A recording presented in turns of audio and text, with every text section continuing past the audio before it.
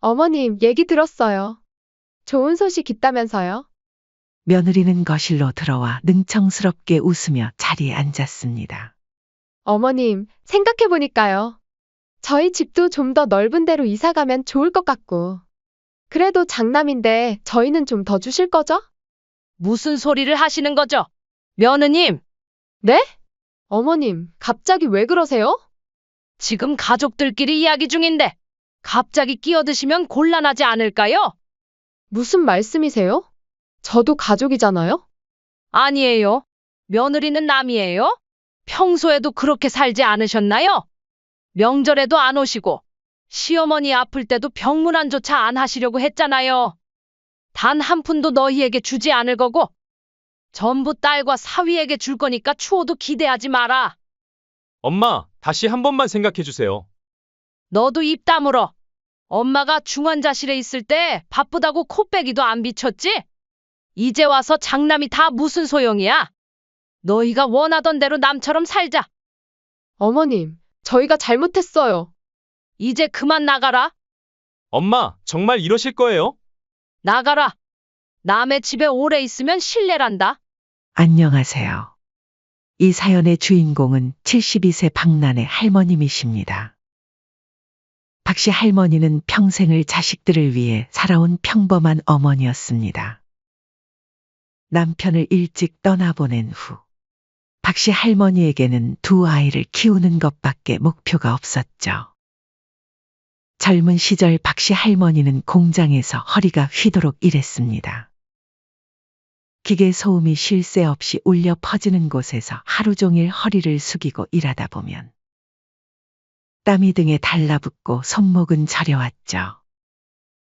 제대로 된 식사 한 끼 챙길 여유도 없이 바빴습니다. 중년에 들어서면서는 공장 일을 그만두고 건물 청소부로 일하며 돈을 벌었죠. 한겨울에도 손에 물이 묻는 일이 많았고 허리를 구부리고 바닥을 닦다 보면 온몸이 쑤셨습니다. 하지만 자식들만큼은 남들처럼 부족함 없이 키우고 싶었죠. 그 마음 하나로 버텼습니다. 박 씨 할머니에게는 큰아들 민수와 작은딸 혜진이 있었습니다. 큰아들 민수는 공부도 잘했고 성적도 좋았죠. 좋은 대학에 들어가더니 결국 대기업에 취직했습니다. 처음에는 박 씨 할머니도 뿌듯했죠. 그래, 우리 아들이 이렇게 잘 커졌구나. 하면서 말입니다. 하지만 큰아들은 점점 변해갔습니다. 정작 어머니를 챙기는 일은 뒷전이었고 바쁜 직장 생활을 이유로 전화를 점점 덜 했죠. 한 번 전화를 하면 형식적인 안부만 건넸고 항상 통화 시간이 짧았습니다. 어머니, 별일 없으시죠? 그래, 민수야. 너는 잘 지내니? 네, 잘 지내요. 바빠서 이만 다음에 연락드릴게요. 처음에는 회사 일이 바빠서 그러려니 했지만 시간이 흐를수록 박 씨 할머니는 알 수 있었습니다. 큰아들은 어머니에게 정을 쏟지 않았죠. 각자 인생을 사는 거지. 부모 자식이라고 해서 평생 얽혀 살아야 하나? 하는 사고방식을 가지고 있었습니다. 그러다 큰아들이 결혼까지 하게 되면서 박 씨 할머니에게 발길을 끈다시피 했습니다. 그리고 큰며느리 유지는 첫 만남부터 뭔가 심상치 않았습니다. 박 씨 할머니가 그래. 우리 가족이 되었으니 잘 지내보자. 라고 반갑게 맞이했지만 큰며느리는 덤덤한 표정으로 네, 어머님. 하고 짧게 답했을 뿐이었죠. 결혼 후 첫 명절, 큰며느리는 마지못해 시댁을 찾았습니다. 하지만 오자마자 혼자 스마트폰만 들여다보며 아무 일도 하지 않았죠. 시댁에 온 사람치고는 무척이나 무성의한 태도였습니다. 작은 딸과 박 씨 할머니가 음식을 차리고 있는데도 큰며느리는 조용히 앉아만 있었고 밥을 다 먹고도 설거지는커녕 손가락 하나 까딱하지 않았습니다. 처음이니까 그러려니 했지만 그 다음 해부터는 큰 며느리는 아예 명절에 오지도 않았죠. 어머님, 명절마다 양가를 다 챙기는 건 솔직히 무리예요. 솔직히 요즘 같은 시대에 시댁 가는 거 강요하는 분위기 아니잖아요? 그럼 명절 때는 얼굴도 못 보는 거니? 그냥 통화 한번 하면 되잖아요. 뭐하러 먼 길을 가요? 번거롭게. 어머니 막말로 며느리는 남의 집 자식이잖아요. 남편한테도 각자 집 각자 챙기자 했어요. 암튼 저는 안 갑니다. 말씀드렸어요. 그때부터였습니다. 명절 때 박씨 할머니는 며느리가 올 거라는 기대조차 하지 않게 되었죠. 처음에는 무슨 이유라도 있는 줄 알았습니다. 하지만 점점 명확해졌죠. 며느리는 시댁을 귀찮고 불필요한 존재로 여겼던 것입니다. 며느리는 가끔 이런 말을 했습니다. 친구네 시댁은 젊을 때부터 아파트를 사놓으셨대요. 그래서 노후 걱정은 없으시다네요. 거기다가 시어머니가 애 낳았다고 조리원에 500만 원까지 용돈으로 줬다는데 세상에 얼마나 부럽던지. 아, 그러니? 박씨 할머니는 그 말이 뼈에 사무쳤습니다. 며느리는 돈이 많이 아는 시댁을 무시하는 듯한 태도를 자주 보였고, 돈이 많았으면 자신도 이런 취급을 받지 않았을까 하는 생각이 들어 속상했습니다. 그렇게 시간이 흐르며 큰아들 부부는 시댁과 완전히 선을 그었습니다. 박씨 할머니는 큰아들네 집에 한 번도 초대받지 못했고, 손주 얼굴도 사진으로만 봤죠. 그에 반해 작은 딸은 어릴 때부터 배려심이 깊었습니다. 결혼 후에도 달라지지 않았죠. 엄마, 반찬 다 떨어졌지? 우리 집 근처 마트에서 장 봐서 갈게. 간 김에 엄마 좋아하는 귤도 사가고. 맨날 올 때마다 뭘 사오고 그래 빈손으로 와. 엄마, 나이 들수록 더 잘 챙겨 드셔야 해. 그리고 요즘 무릎 아프다며? 병원 가봐야 하는 거 아니야?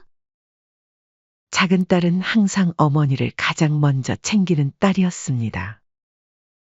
그리고 사위도 마찬가지였죠. 장모님, 형광등 깜빡거리는 거 제가 갈아드릴게요. 그리고 수도꼭지 수압 낮아진 거 보니까 필터 바꿔야 할 것 같은데요? 사위는 부침성이 좋고 살가운 사람이었습니다.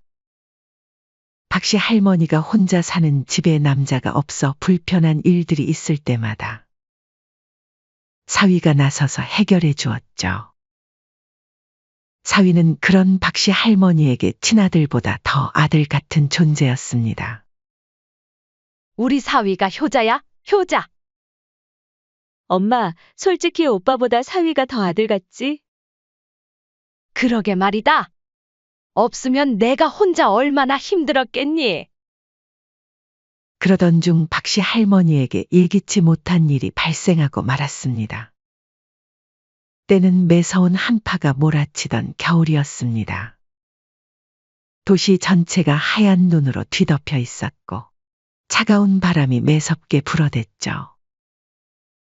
그 위로 얼음이 얼어 빙판길이 되어 있었죠. 박씨 할머니는 늘 하던 대로 장을 보고 집으로 돌아가는 길이었습니다. 아이고, 오늘따라 장바구니가 왜 이리 무거운지. 그런데 그만 발이 미끄러지면서 그대로 엉덩방아를 찍고 말았죠. 아! 순간 날카로운 통증이 허리를 타고 퍼졌고 숨이 멎을 것 같았습니다. 사방이 하얗게 변하면서 정신이 아득해졌죠. 비명을 지르고 싶었지만 목소리조차 나오지 않았습니다. 할머니 괜찮으세요? 누가 119 좀 불러주세요. 빨리요. 지나가던 사람들이 급히 달려와 도와주었고 곧 구급차가 도착했습니다.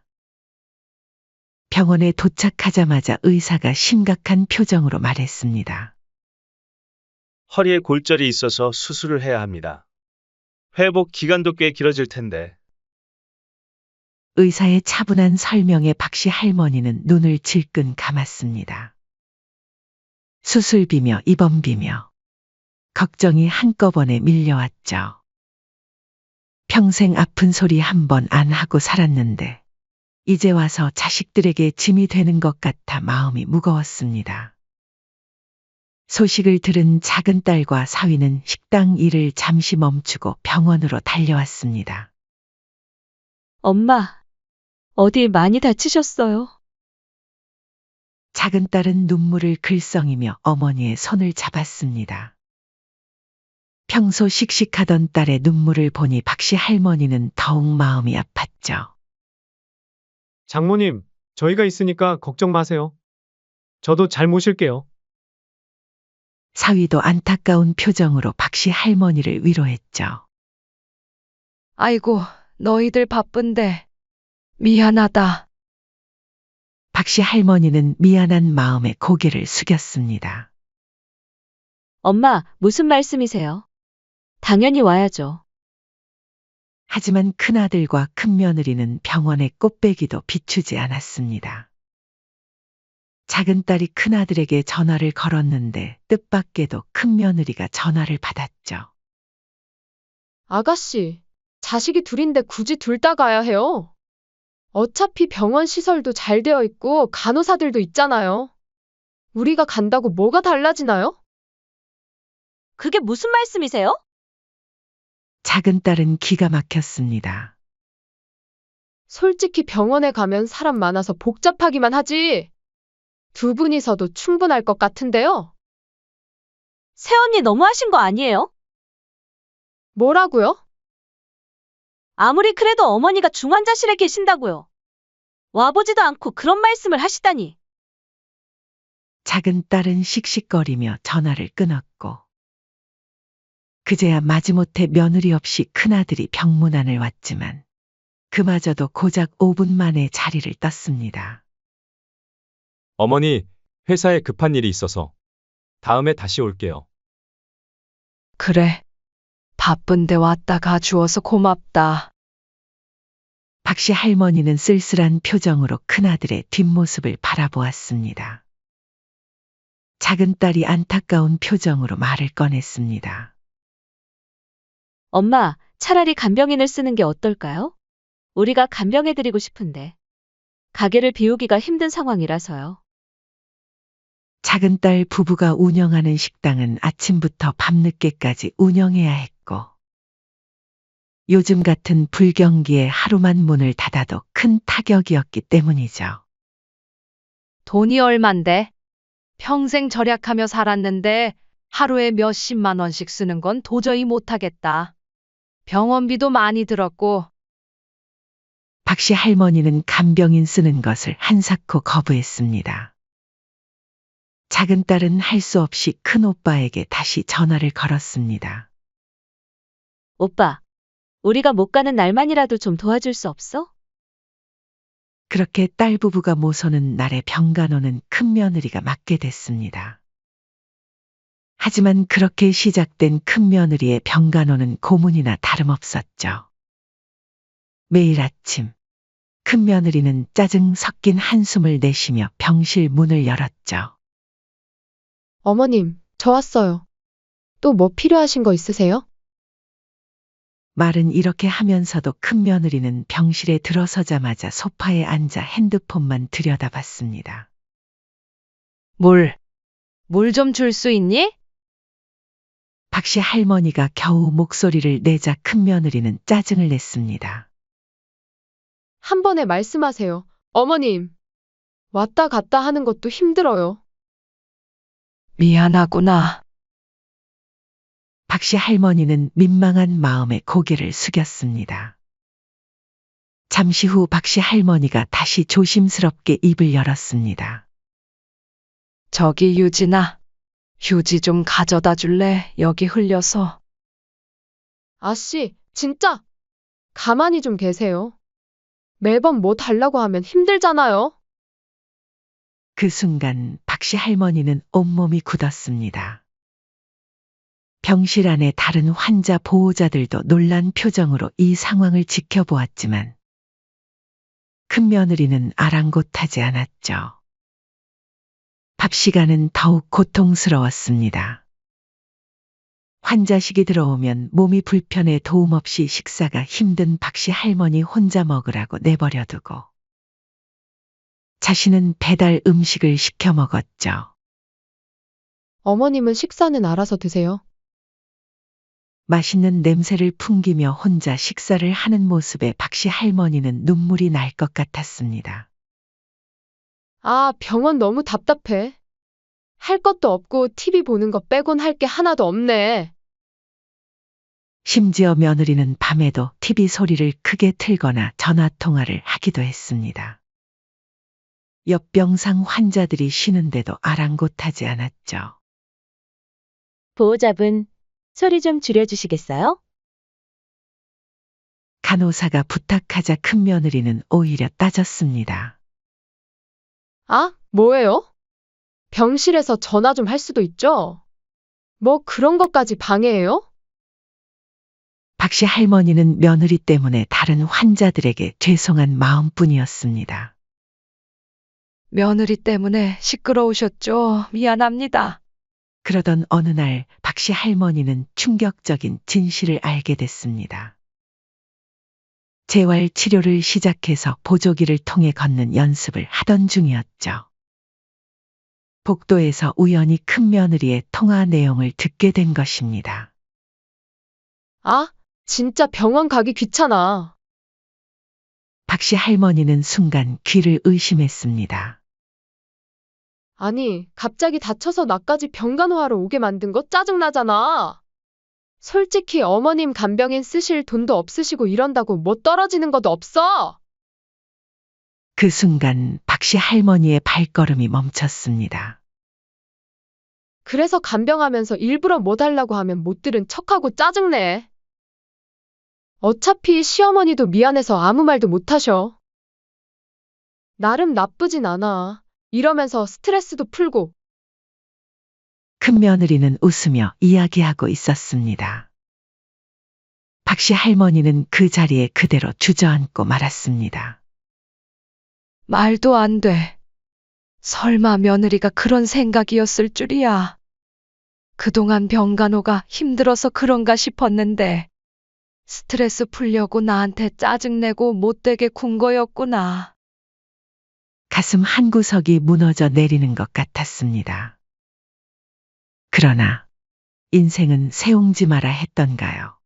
이후에 박씨 할머니의 인생을 180도 대역전시킬 만한 일이 생기게 되었죠.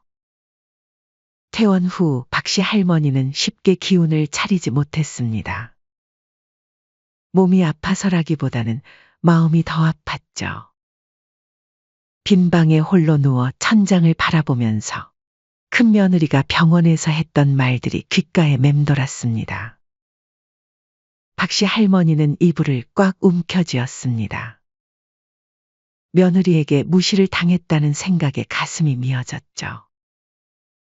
몇 날 며칠을 침대에서만 지냈습니다. 엄마, 이제 좀 나아지셨어요? 작은 딸이 매일같이 찾아와 밥을 챙겨주었지만 음식은 목으로 넘어가지 않았습니다. 밥맛이 없구나. 장모님, 이러다 더 아프세요? 사위도 걱정스러운 표정으로 말을 건넸습니다. 됐다. 그냥 좀 더 누워 있을게. 박씨 할머니의 목소리는 힘이 없었습니다. 그때였습니다. TV에서 들리는 뉴스 소리가 박씨 할머니의 귀에 들어왔죠. 최근 땡땡지구 개발 발표에 따라 주변 부동산 시장이 크게 들썩이고 있습니다. 특히 이 지역의 토지 가격은 올해 들어 무려 5배 이상 상승했으며 박씨 할머니는 그 말을 듣는 순간 가슴 한편이 서늘해지는 기분을 느꼈습니다. 땡땡지구. 어디서 많이 들어본 것 같은데. 잠시 생각에 잠기던 박씨 할머니의 눈이 번쩍 커졌습니다. 그리고 순간적으로 기억이 떠올랐죠. 아, 그곳이 그곳은 바로 돌아가신 시아버님이 남편에게 물려주었던 땅이었습니다. 남편이 세상을 떠난 후 법적으로 박씨 할머니 앞으로 명의가 넘어왔지만 한 번도 가보지 않았던 곳이었죠. 워낙 오래된 일이라 그 땅의 존재조차 까맣게 잊고 있었습니다. 그 땅은 서울도 아니었고 오랫동안 아무런 개발도 이루어지지 않은 곳이었으니까요. 박씨 할머니는 급히 사위를 불렀습니다. 승우야. 네, 장모님. 무슨 일이세요? 혹시 내가 예전에 가진 땅이 있는데 이게 지금은 어떤지 한번 알아봐 줄 수 있겠니? 사위는 장모님의 부탁에 바로 부동산을 알아보러 나섰습니다. 그리고 그날 저녁 사위는 흥분한 얼굴로 뛰어왔죠. 장모님. 대박이에요. 이거 엄청난 거예요. 사위의 흥분된 목소리에 박씨 할머니와 작은 딸은 깜짝 놀랐습니다. 진정하고 차근차근 말해보렴. 박씨 할머니가 떨리는 목소리로 말했습니다. 장모님 땅이 개발 예정지 한가운데 들어갔어요. 대기업에서 대단지 아파트를 짓는다고 하네요. 땅값이 옛날에 수십 배는 뛰었을 거예요. 그 말을 들은 박씨 할머니는 한동안 말을 잇지 못했습니다. 평생 고생만 하다 이제는 늙어 자식들 신세나 질까 걱정했는데 세상이 이렇게 바뀔 수 있다는 게 믿기지 않았죠.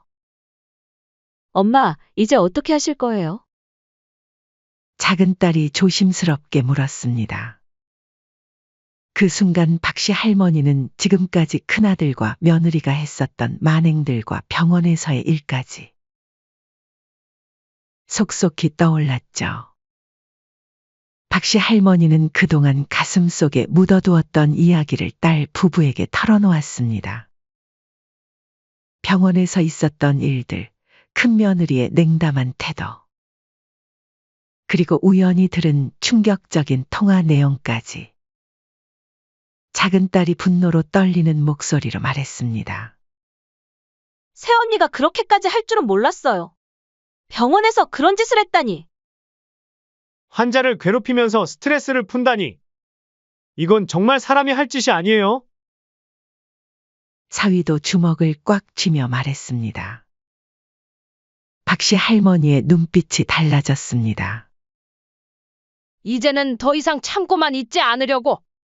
이 기회에 아주 본때를 보여줘야지. 혜진아, 니네 오빠네도 부르자. 가족회의를 한번 해야겠다. 큰아들 부부에게 연락이 갔습니다. 중요한 이야기가 있다고요. 그리고 드디어 그날이 왔습니다. 큰아들은 미적지근한 태도로 앉아 있었고 무슨 이야기인지 전혀 모르는 듯했죠. 그런데 그 순간 현관문이 벌컥 열리며 큰며느리가 들어왔습니다. 평소와는 다른 밝은 표정이었죠. 어머님, 소식 들었어요. 박씨 할머니는 속으로 쓴웃음을 지었습니다. 큰며느리는 거실로 들어와 능청스럽게 웃으며 자리에 앉았습니다. 어머님, 제가 요즘 생각해보니까요. 우리 하빈이가 이제 영어 유치원에 보낼 나이가 됐더라고요. 그리고 집도 좀 넓은 데로 이사 가면 좋을 것 같고. 박씨 할머니는 며느리의 말을 가만히 듣고만 있었습니다. 그래서 말인데요. 땅을 파시면 목돈이 생기실 텐데. 그래도 장남인데 저희는 좀 더 주실 거죠? 그 순간 박씨 할머니의 표정이 싸늘하게 변했습니다. 무슨 소리를 하시는 거죠, 며느님? 네? 어머님, 갑자기 왜 그러세요? 지금 가족들끼리 이야기 중인데 갑자기 끼어드시면 곤란하지 않을까요? 큰며느리의 얼굴이 순간 굳었습니다. 무슨 말씀이세요? 저도 가족이잖아요? 아니에요. 며느리는 남이에요. 평소에도 그렇게 살지 않으셨나요? 명절에도 안 오시고, 시어머니 아플 때도 병문안조차 안 하시려고 했잖아요. 어머님 제가 간병도 해드렸잖아요. 간병하면서 일부러 괴롭히면서 스트레스를 푼다고. 어차피 시어머니는 미안해서 말도 못하니까 재미있다고 했잖아. 내가 모를 줄 알았어? 순간 큰며느리의 얼굴이 하얗게 변했습니다. 그건? 어머님 통화 내용 다 들으셨어요? 이 땅은 단 한 푼도 너희에게 주지 않을 거다. 전부 딸과 사위에게 줄 거니까 추호도 기대하지 마라. 큰아들이 황급히 나섰습니다. 엄마, 다시 한 번만 생각해 주세요.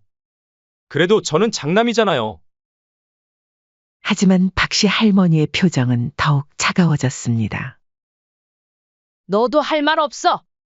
엄마가 중환자실에 있을 때 딸이 수없이 전화했어도 바쁘다고 코빼기도 안 비쳤지? 이제 와서 장남이 다 무슨 소용이야? 큰아들은 말문이 막혀 고개를 숙였습니다. 됐다. 너희 둘 다 가족이 아니야. 너희가 원하던 대로 남처럼 살자. 큰며느리가 울면서 소리쳤습니다. 어머님, 아무리 그래도 한 푼도 안 주신다니 그건 말도 안 되잖아요? 내가 편할 때는 남이라며 안 오더니 필요할 때는 가족이라고? 참 우습구나. 어머님, 그때는 나름 사정이 있었어요. 이제 그만 나가라. 큰아들과 큰며느리는 믿을 수 없다는 듯 박씨 할머니를 바라봤습니다. 엄마, 정말 이러실 거예요? 어머님, 저희가 잘못했어요. 한 번만 더. 나가라. 남의 집에 오래 있으면 실례란다. 문이 닫히고 큰아들 부부는 당황한 표정이 역력했습니다. 잠시 정적이 흐른 뒤 박씨 할머니는 작은 딸과 사위를 바라보며 따뜻하게 미소 지었습니다. 엄마, 진짜 멋있어요. 드디어 큰오빠네에게 단호하게 말씀하셨네요. 작은 딸이 어머니를 꼭 안았습니다. 장모님, 이제 마음 단단히 먹으셔야 해요. 그리고 앞으로 우리가 평생 챙겨드리며 살게요. 사위도 진심을 담아 말했습니다. 박씨 할머니는 흔들림 없는 목소리로 말했습니다. 이제야 진짜 가족이 누구인지 똑똑히 알게 됐어. 더 이상 거짓된 정에 얽매이지 않을 거야. 며칠 후 박씨 할머니는 딸, 사위와 함께 변호사 사무실을 찾았습니다. 엄마, 정말 이렇게 해도 될까요? 작은 딸은 계약서를 앞에 두고 망설였습니다. 이건 너무 큰 돈이에요. 저희가 받아도 될지. 사위도 당황한 기색이 역력했죠. 하지만 박씨 할머니의 눈빛은 흔들림이 없었습니다. 받아라. 너희가 받을 만해서 받는 거야. 엄마, 작은 딸의 눈시울이 붉어졌습니다. 엄마가 돈도 없고 남편도 없는 나를 끝까지 가족처럼 챙겨준 건 너희뿐이었잖니. 진심으로 엄마를 걱정해주고 매일같이 반찬도 해다 주고. 박씨 할머니는 잠시 목이 메어 말을 멈췄다가 다시 이어갔습니다. 내가 아플 때도 옆에서 밤새워가며 간호해주고. 그 마음이 얼마나 고마웠는지 몰라. 엄마, 그건 당연한 거였어요. 작은 딸이 어머니의 손을 꼭 잡았습니다. 난 내 재산을 진짜 가족에게 주고 싶어. 너희는 받을 자격이 충분해. 그렇게 박씨 할머니는 모든 재산을 나중에 딸과 사위에게 넘기는 서류에 도장을 찍었습니다. 그 후 큰아들 부부의 삶은 크게 흔들리기 시작했죠. 그날 이후 큰아들 부부의 생활은 송두리째 흔들렸습니다. 10억이라고? 우리가 받을 수 있었던 돈이 10억이었다고? 큰며느리는 미친 듯이 소리를 질렀습니다. 그동안 무시하고 함부로 대했던 시어머니에게 그런 큰 재산이 있었다는 사실이 믿기지 않았던 겁니다. 큰아들 부부는 자식의 영어 유치원은커녕 박씨 할머니에게 재산을 받을 것을 기대해 섣불리 계약금을 걸어둔 새 아파트도 위약금을 물며 포기해야 했습니다. 주변에 자랑하던 호화로운 계획들이 모두 물거품이 된 거죠. 큰아들은 매일 밤 술에 취해 들어와 고래고래 소리를 질렀습니다. 당신 때문이야. 당신이 어머니한테 그따위로 굴지만 않았어도 이런 일은 없었을 거야. 뭐라고요? 당신이야말로 어머님 아프다고 할 때 한 번이라도 제대로 찾아뵌 적 있어요? 일 바쁘다는 핑계로 얼굴도 안 비춘 게 어디 사는 누군데? 매일같이 부부싸움이 그칠 날이 없었습니다. 결국 이들은 마지막으로 한 번 더 박씨 할머니를 찾아갔습니다. 비가 쏟아지는 날이었죠. 대문 앞에 무릎을 꿇은 채 흠뻑 젖어가며 애원했습니다. 어머니, 제발 한 번만 더 기회를 주세요. 저희가 정말 잘못했어요.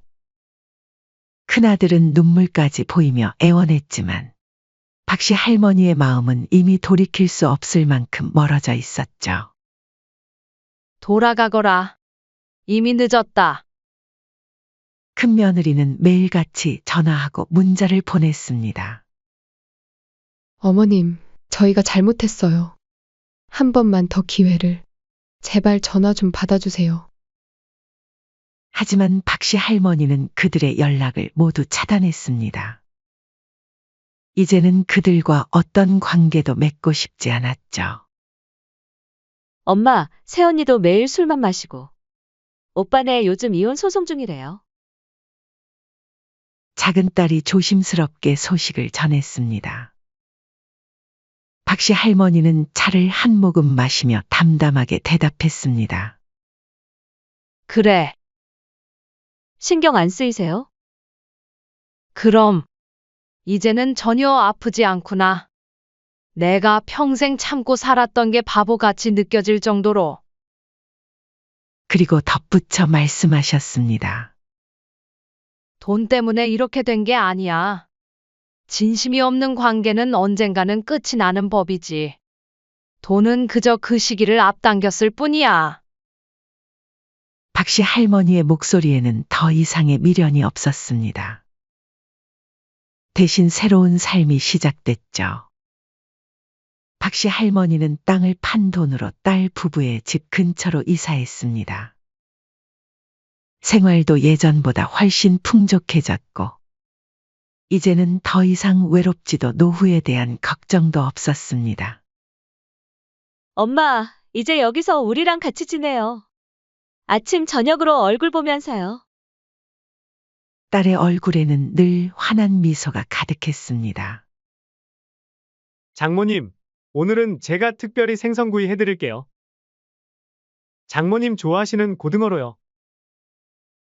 사위는 장을 본 봉투를 들고 들어오며 웃음 지었죠. 아침이면 따뜻한 밥을 함께 먹고 저녁이면 도란도란 이야기를 나누었습니다. 주말이면 시장에 가서 장도 보고 날씨 좋은 날엔 공원을 산책하며 평온한 일상을 보냈죠. 엄마, 우리 내일은 수목원 가볼까요? 꽃이 예쁘게 폈다던데. 그래. 좋지. 벌써 봄이 왔구나. 한때는 큰아들 부부에게 받은 상처로 매일 아프고 힘들었지만 이제는 그 모든 것을 내려놓았습니다. 진정한 가족과 함께하는 시간이 쌓일수록 상처는 하나둘 아물어갔죠. 엄마, 이렇게 지내니까 행복하시죠? 어느 날 저녁 딸이 물었습니다. 박씨 할머니는 잔잔한 미소를 지으며 대답했습니다. 그래. 이제야 정말 마음이 편하구나. 박씨 할머니의 곁에는 진정한 가족이 있었습니다. 돈이나 의무가 아닌 진심 어린 사랑으로 맺어진 가족. 그리고 그곳에서 박씨 할머니는 남은 생을 행복하게 살아가기로 했습니다. 사연은 여기까지였습니다. 구독, 좋아요, 댓글은 영상 제작에 큰 힘이 됩니다. 시청해 주셔서 감사합니다.